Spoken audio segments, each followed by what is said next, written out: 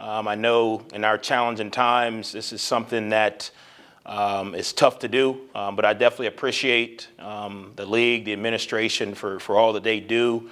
I also want to commend this league, even though I was not a part of it, but commend this league's administrators and doctors for getting through last year a phenomenal challenge with COVID-19 and being able to have a season, a modified season of sorts.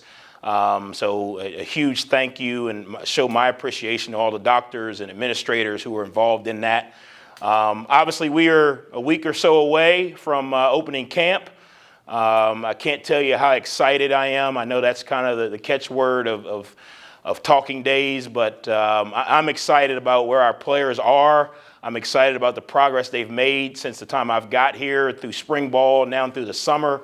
Our guys are having 2-a-day practices on their own now, working out in the morning with our strength coach, Ben Afford, who's doing a phenomenal job of improving speed, power, explosion, and injury prevention, and then hitting the field on their own for player-led meetings and workouts throughout the entire summer. We're excited. Obviously, there's a lot of rat poison out there right now about our team and our players, which is awesome for everybody who does not put on a helmet.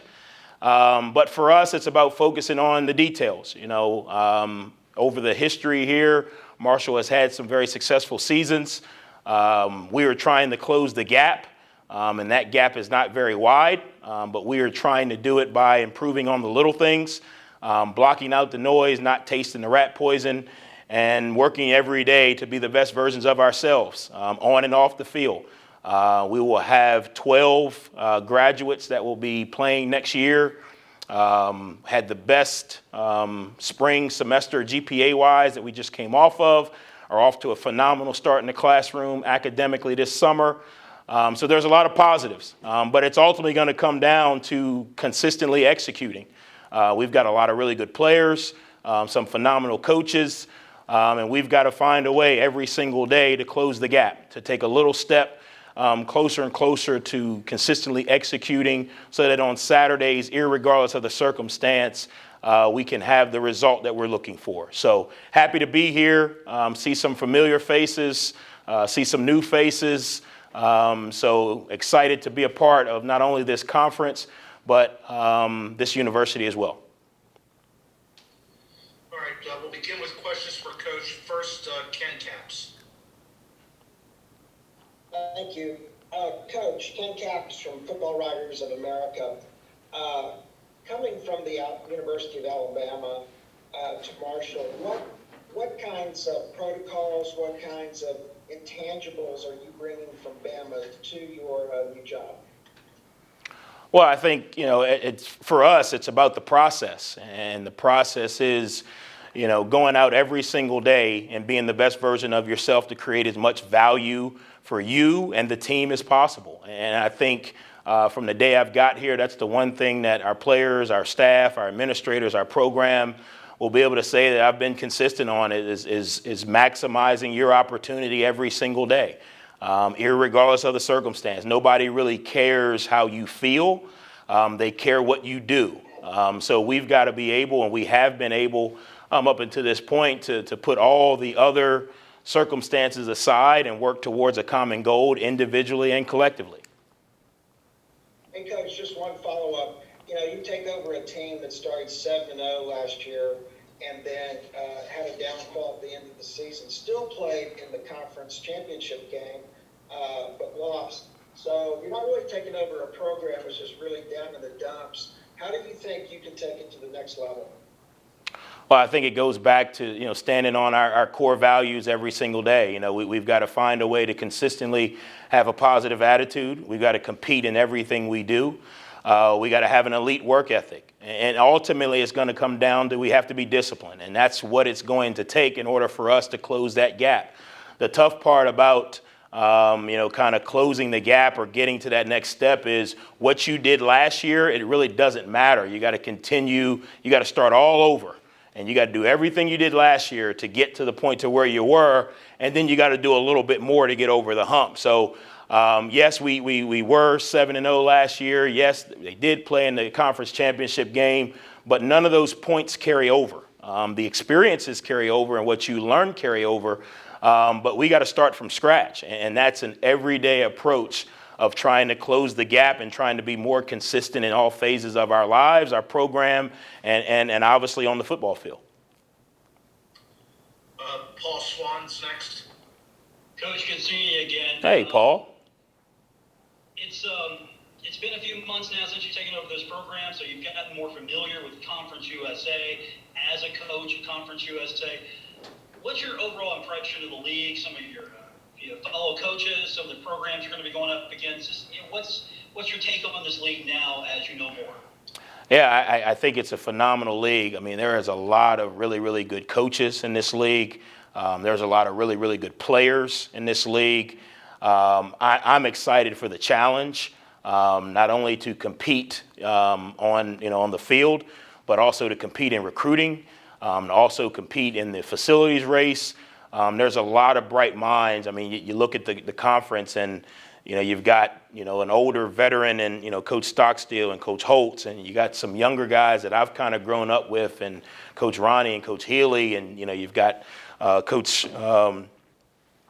Willie there at FAU that's been to some phenomenal places. I think the experience that this conference brings from a coaching standpoint is second to none. And then I think when you really look at the players that are in this league, there's some really good football players in this league. And being able to go against them week in and week out is going to be a great challenge for our players, a great challenge for our program. Nicole Auerbach. Hey, Coach Huff, how are you? I'm great. How are you? Good. My question is about the proposed 12-team college football playoff. You've obviously been part of the current iteration. I'm wondering what you thought when you looked at it, when you thought about adding, a game or two for some of these teams, but just as someone who's experienced it, what your thoughts are on the new format.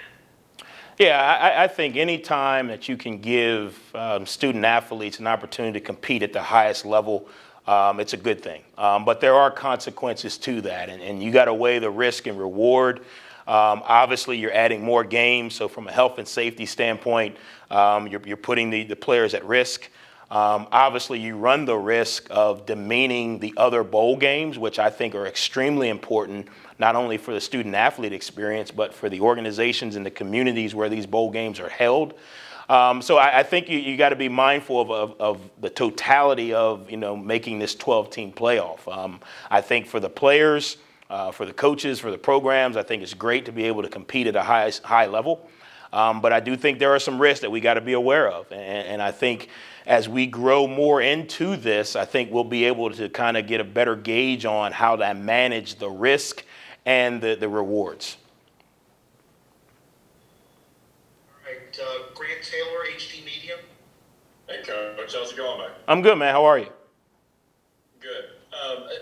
For a lot of coaches, especially first-time head coaches, they don't come into a situation in which they're expected to produce instantly and named to the top of the division. How is your experience at Alabama and other places really helped you to really go in with high expectations and prepare you for a team that's ranked first in the East Division preseason? Yeah, I learned not to taste the rat poison, which you were throwing out a lot of it right there, which is great for you. It means nothing to me. Expectations are a right. Expectations are a privilege. People expect losers to lose and expect winners to win.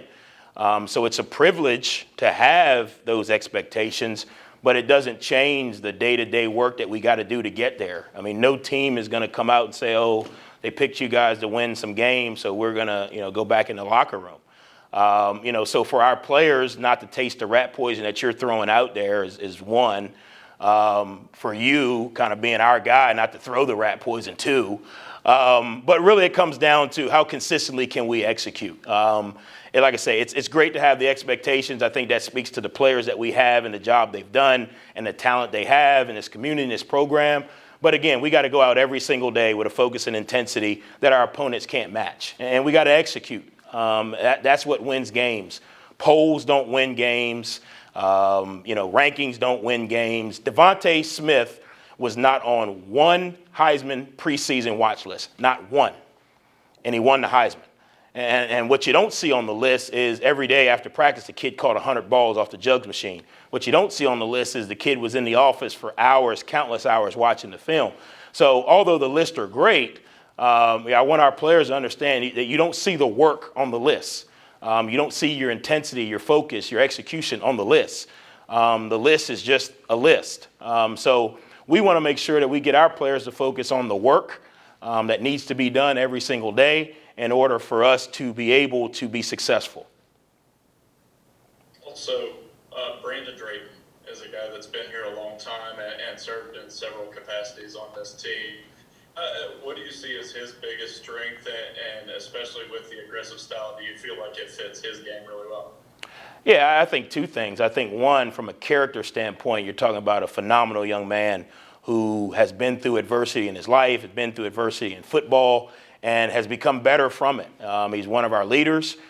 He does a really good job of setting an example of how to play football here at Marshall.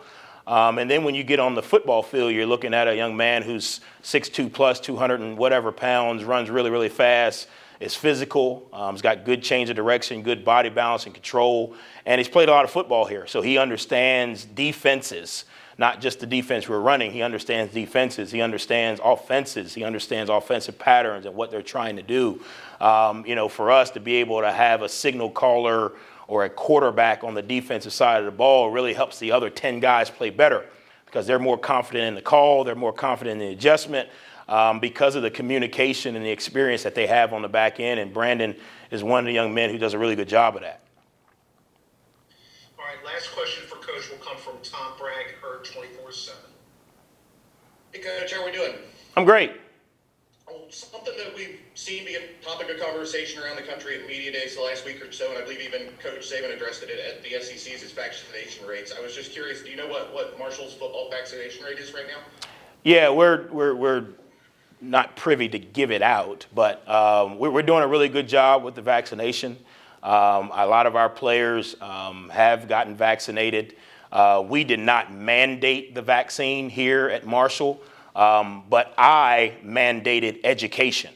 It really comes down to the player's individual decision. It's not, hey, you have to get it or you don't have to get it. But I did want all of our players to get educated on it. And it's really going to come down to two things. One, the risk reward for getting the vaccine, the risk reward for not getting the vaccine. Obviously, there are risks that come from not getting the vaccine. There are risks that come from getting the vaccine. And then the second side of that is the risk reward from a team component. Obviously we're trying to get our players to maximize their ability at the highest level, and you are a part of a team, and part of that is being on the team and how your decision to get the vaccine or not get the vaccine ultimately affects the team. So I'm really pleased with where we are with the amount of guys that we have had get the vaccine. Obviously it's a continuum. It's something that we got to continue to work on. Not only with just the vaccine, but with the pandemic across our country right now. But we are moving in the right direction. Thanks, Coach. Coach, thank you very much for your time. And at this point, we'll bring in Grant Wells and Brandon Drayton. Awesome. Thank you, guys. Can't wait for the season. Go Herd. Reminder to our media to please use the chat function to let us know that you want to. You want to give yours to We're also Grant? trying to make sure that everyone is able to record locally to their computers.